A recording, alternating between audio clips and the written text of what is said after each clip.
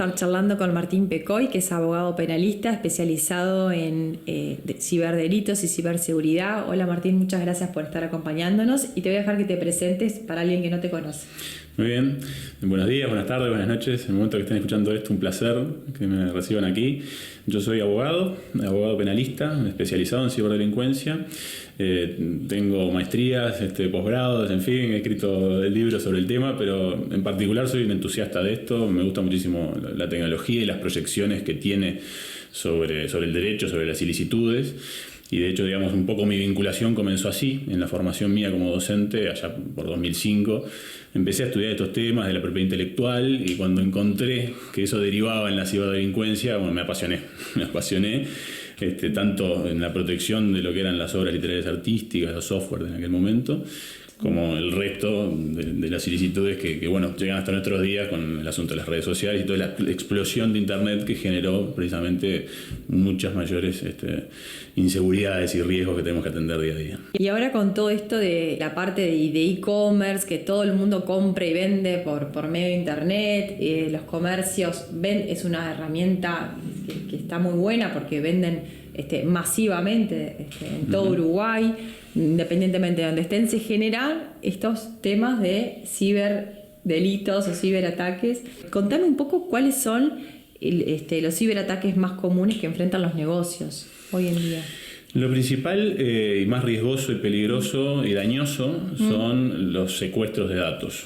Bien. Eso se da a través de software que seguramente conocemos todos a esta altura, que son el malware, y en particular alguno que es más dañino, que es el ransomware. Son esos software en los que uno encuentra de la noche a la mañana su computadora con una pantalla que únicamente le dice mándame criptomonedas a tal lugar porque si no, no te libero la información. En ese punto encontrás un secuestro de datos en el cual tenés la disyuntiva. ¿Qué hago? ¿Le pago a estos delincuentes para recuperar la información o sigo adelante con lo que tengo? A veces no tengo respaldo y tengo que ir a pagar. Pero cuando pagas no sabes si tenés toda la información completa y de la manera que necesitas. Entonces eso es de lo más grave que puedes encontrar. Principalmente ese es el objetivo a atender cuando uno trata de fijar políticas de ciberseguridad. Bien. Es decir, que los dispositivos, tanto en hardware como en software, estén adecuadamente protegidos y hoy en día también esté adecuadamente protegida nuestra conexión a la nube, que en definitiva es nuestra fuente de datos y donde almacenamos casi todos hoy en día. ¿Y contame cómo estaría adecuadamente protegida? Yo como empresa, ¿qué es lo que tengo, qué software o qué es lo que tengo que contratar o qué tengo que tener para cuidarme y protegerme de que esa situación no me pase? Bueno, varias cosas ahí. Es parte de lo que hacemos justamente en el día a día cuando tratamos de trazar una estrategia de ciberseguridad. Primero uno tiene que conocer sus activos, conocer su actividad a su vez y hacer un análisis de todos sus dispositivos y actividades. A partir de ahí uno conoce cuáles son los riesgos. Las necesidades de almacenamiento en dispositivos externos sin conexión o la necesidad de proteger esa conexión a la nube. Ese diagnóstico a su vez puede dar como resultado que dada la envergadura de mi emprendimiento yo necesite de sujetos específicos para tareas específicas. Claro. Para elaboración, por ejemplo, de una política de privacidad, para la elaboración de procedimientos de reacción ante algún incidente, para saber a su vez cómo comunicar, porque esto implica riesgos de reputación altísimos. Sí. Dependiendo del negocio, la protección que tenemos que hacer de la información ajena, no ya de la nuestra, sino de las bases de datos que contienen información sensible de clientes, implica precisamente la aclaración de cómo estoy actuando. Es decir que, mirá, yo encontré esta vulnerabilidad, la estoy atendiendo de esta manera y estamos realizando las acciones legales correspondientes. Así que este asunto está atendido y está reparado, tu información está salvada. Comunicar eso en tiempo adecuado y de la manera correcta es un punto importante también. Y por eso es que a veces se puede tratar de disponer de sujetos específicamente capacitados al efecto. Se recomienda precisamente tener una estructura así o contratar a profesionales que se dediquen específicamente a eso. Contratar a profesionales que hagan como una evaluación de todo, está perfecto. Y a su vez nos ayuden en el seguimiento. Claro. La recomendación por lo general es fijar políticas anualmente. Claro. Esto cambia muchísimo, los ataques se generan, se dice, cada 30 segundos, cada 3 minutos los ciberdelincuentes cambian los procedimientos. Claro. Es decir, que las políticas de investigación se actualizan muchísimo, tanto en el ámbito público como en lo privado, y por eso se dice que estas políticas de ciberseguridad tienen que estar cada año actualizándose, analizándose semestralmente y midiéndose el impacto también de manera periódica. Bien. O sea que es una labor proactiva que necesitamos. Y yo como empresa, ¿qué responsabilidad tengo? Si me pasa eso y me roban datos de clientes, como puede ser, no sé, números de cuentas o tarjetas o cédula, Bueno, ¿qué responsabilidad tengo yo como empresa? Podés tener graves responsabilidades incluso desde el punto de vista penal. Es decir, Bien. que quienes son los que están tratando los datos, es decir, los que trabajan con los datos personales, no solo los sensibles, sino cualquier dato personal, y luego, gracias a su actuación, se genera una vulneración de seguridad o una divulgación de esos datos reservados, pueden estar incursos en un delito de revelación de secreto profesional. Así que por eso es que se recomienda esta diligencia de manera previa, Claro. de manera de poder estar cubiertos. No solamente cubiertos en el momento que uno tenga que responder el accionamiento, sino también para aclarar que efectivamente lo que uno debía hacer lo hizo. Y si la vulneración se dio por un delincuente con el cual yo no estoy en connivencia, bueno, efectivamente yo me logré desvincular y acreditar adecuadamente que actué en el momento y en la forma que correspondía. Bien. Cada vez que vas a comprar me pongo como desde el lado del consumidor, cada vez que vas a comprar alguna tienda, siempre te piden los datos de la cédula, por ejemplo, nombre, te piden datos, Sí. en todos lados, y eso es como bastante usual y común, y en algunos lugares que te piden un poco más de datos, Te voy a contar más todavía. que te piden hasta el número de tarjeta o Te voy a contar cosas más así. y voy a dejar a todo el público bastante nervioso con esto. Pero hoy en día ni siquiera hace falta que uno provea la información. Existen dispositivos que, gracias a que las tarjetas tienen su dispositivo para operar a distancia, pueden captar tu información y sacarte saldo si no está adecuadamente protegida desde el punto de vista electromagnético esa tarjeta. Es decir que en otras jurisdicciones en las cuales es más grave y el porte de los ataques en lo económico es mayor, se están vendiendo precisamente billeteras para proteger los ataques y que no entre ninguna señal a esa tarjeta. Es decir, que no se usa ya una billetera común y corriente, sino que lo que se usa es ese dispositivo. Porque incluso podés estar recibiendo transacciones inadvertidas. Claro. Entonces, ¿qué es lo recomendable? Si podemos comprarnos eso, nos lo compramos. Si no, chequeemos periódicamente los estados de cuenta. Claro. Configuremos para que nuestra cuenta nos avise de todas las operaciones. Claro, por mensaje o por algo. Por mensaje, por mail o lo que fuera. Y además estar siempre alertas. Una de las filosofías que más se utiliza en ciberseguridad es el Stop, Think and Connect. Es decir, cuando te viene una transacción que supuestamente es válida o te está viendo solicitada de alguien que es tu contraparte o que es tu compañero o que es tu amigo, o que es tu madre o que es tu padre, incluso cuando llega a través de un mensaje de voz, eso tenemos que desconfiar y muchísimo. Claro. La tecnología hoy en día, a través de la inteligencia artificial, ha logrado cosas antes impensadas. Ha superado ya al ser humano, la paridad humana ya ha sido superada y puede reproducirse voz con una calidad absolutamente precisa, tomando un audio de WhatsApp de unos 10 segundos. En consecuencia, si tu madre te está pidiendo que hagas una transferencia, probablemente no sea tu madre. Claro. Así que primero desconfía de loco, eso. Pero sí. Mira, hace poco me llegó un mensaje de un banco conocido, el canal era oficial porque tenía otros mensajes diciendo que tenía que hacer, y me mandaban un link. Yo, links que me mandan, no entro. ¿Estoy bien? ¿O estoy... Estás muy, muy en lo correcto. De hecho, hay un análisis de esa comunicación que es lo que corresponde hacer previo a ingresar a cualquier link. Uno puede, así, algo básico, un consejo básico, buscar lo que se llama el cabezal del correo electrónico. Es toda la codificación, cuando uno va y dice mensaje completo en las opciones, eso lo copia y lo pega en una web para rastrear el origen de esa comunicación y te va a salir seguramente que esa comunicación sea de las islas Fiji o de cualquier otro lugar que no es la sede de tu banco. Y a partir de allí empezás a deslindar y te das cuenta de que no es una comunicación legítima. Otra forma de verlo es analizar la dirección de correo.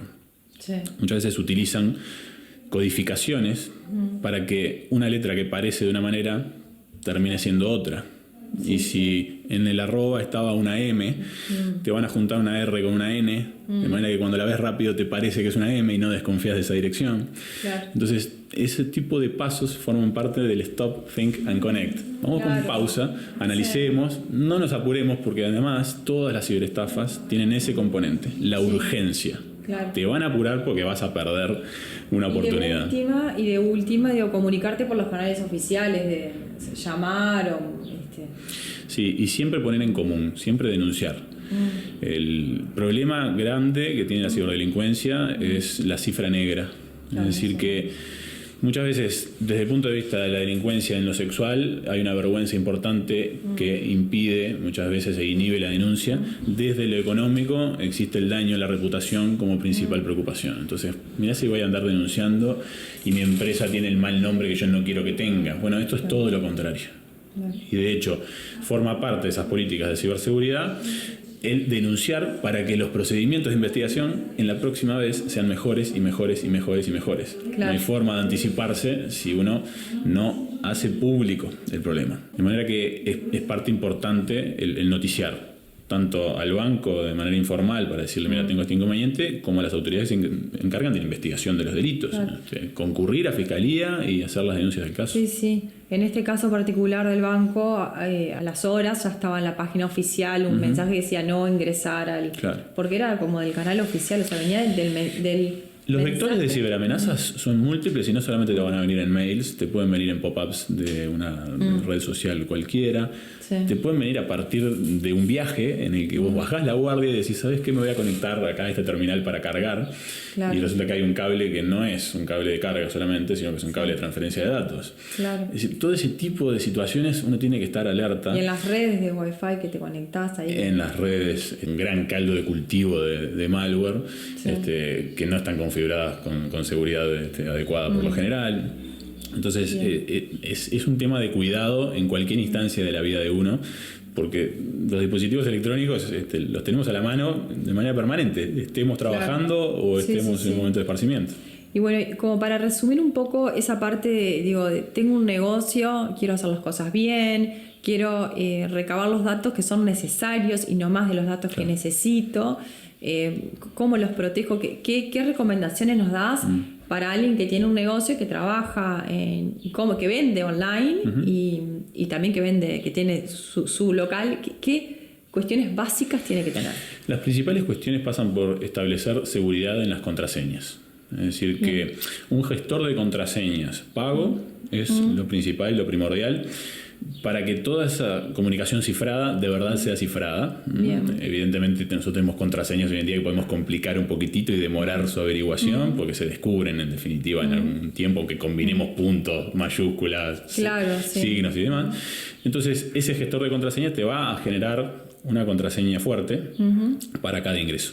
Lo otro es establecer múltiples factores de acreditación. No solamente la contraseña, sino también un factor biométrico, un dato adicional, lo que sea posible, cuantos más factores de acreditación, un mensaje mejor, exactamente, porque de hecho se está yendo hacia allí, pasando del password a una identificación encadenada con varios factores. Y lo siguiente es establecer un procedimiento, ese análisis que comentaba antes de cuáles son las posibles vulnerabilidades y riesgos de nuestro negocio y en base a eso tomar una decisión, o bien de proteger nuestra nube con algún producto o bien de contratar personal, ¿no?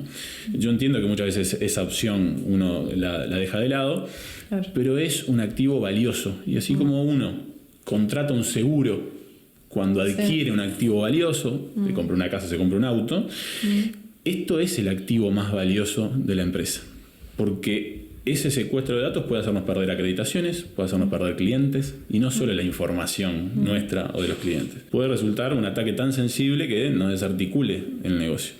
De manera que esa fijación de políticas puede incluso pasar por la designación de encargados específicos. Un encargado técnico, un encargado legal, un encargado de comunicación. En grado de posibilidades de inversión, te diría que arrancar por lo menos con una protección a nivel de software de esa información, cifrarla de verdad y hacerse un análisis una matriz de riesgos lo más realista posible para a partir de ahí tomar decisiones de inversión en esa materia. ¿Y eso a quién contrato para hacer eso? Bueno, pueden venir al estudio nuestro, por supuesto. No, más allá de una promoción nuestra, te digo que lo que nosotros buscamos precisamente es eso. No es solamente un asesoramiento legal al momento final en el que vamos a tener que hacer la denuncia porque se pudrió todo. Claro. Lo importante es poder conseguir de manera previa una preparación o a posteriori una resiliencia y que te puedas reconvertir actuando de manera más segura. Porque si uno no tiene un respaldo externo, es imposible reconstruir a veces el negocio, la facturación, hay una paralización total. Claro. Y esto no se trata de que hayan objetivos seguros, porque todos somos o fuimos víctimas de ciberdelito. De hecho, se dice eso. O sea, hay quien fue víctima de ciberdelito y otros que no saben. Claro. Pero seguramente lo están siendo ahora. ¿Por qué? Porque nosotros vemos en la práctica esa mecánica. Es decir, que cuando sale el daño grande que tenemos que denunciar, es porque antes hubo una injerencia que no fue percibida durante muchísimo tiempo y ahí hubo fuga de información grave y un aprendizaje del ciberdelincuente para lograr disimular el ataque grande. Claro. Esto le pasa a empresas grandes, chicas, a estados grandes o chicos. Costa Rica hace poco, el año pasado, sufrió un incidente de ciberseguridad enorme que le impidió todo funcionamiento. No podían pagarle a los funcionarios públicos, no podían hacer declaraciones juradas.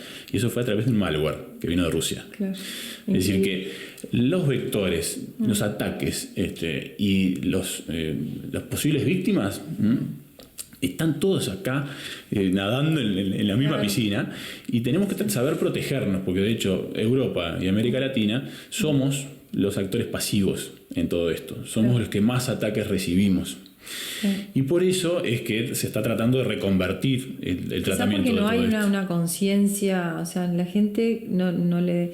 Capaz que no hay como una conciencia de estos, hasta que no te pasa y hasta que no sos responsable por algo, de algún dato, porque a veces se filtran datos de tus clientes muy sensibles. No la hubo, y es una preocupación grande que yo he tenido desde el punto de vista académico, dedicándome a un tema que ni siquiera tiene una ley especial. La ley especial de ciberdelitos se creó recién ahora, está vigente recién desde este año, y eso va a generar una preocupación. Claro. Hubieron 5 proyectos de ley previos a en los cuales, bueno, por una cosa o por otra, por cuestiones políticas, naufragó. Pero te diría que la preocupación de los parlamentarios pasó a ser que ellos podían estar incursos como víctimas en estas conductas. Abrieron los ojos allí y dijeron, este será el momento de aprobar la ley. Esperemos que esto genere precisamente la especialización que se necesita. Fiscalías especializadas, procedimientos de investigación específicos. Pero lo concreto es que tenemos más herramientas desde el punto de vista legal hoy también con esta nueva ley. Bien. Si bien Uruguay fue pionero en su momento, en el 96, con la generación de alguna normativa específica, hoy tenemos un instrumento que está actualizado y que nos va a permitir en el momento de ir a Fiscalía no naufragar como en otras ocasiones en las que, bueno, ¿sabes qué pasa? Este comportamiento no es delito. Bueno, ¿saben qué? Ahora sí, la suplantación de identidad es delito. Bien. La falsificación, el daño informático, la estafa informática ya es delito ahora. Bien, bueno, un placer charlar contigo, Martín, muchas gracias por venir, muchas gracias por compartirnos un tema que es tan relevante y que afecta a un montón de personas.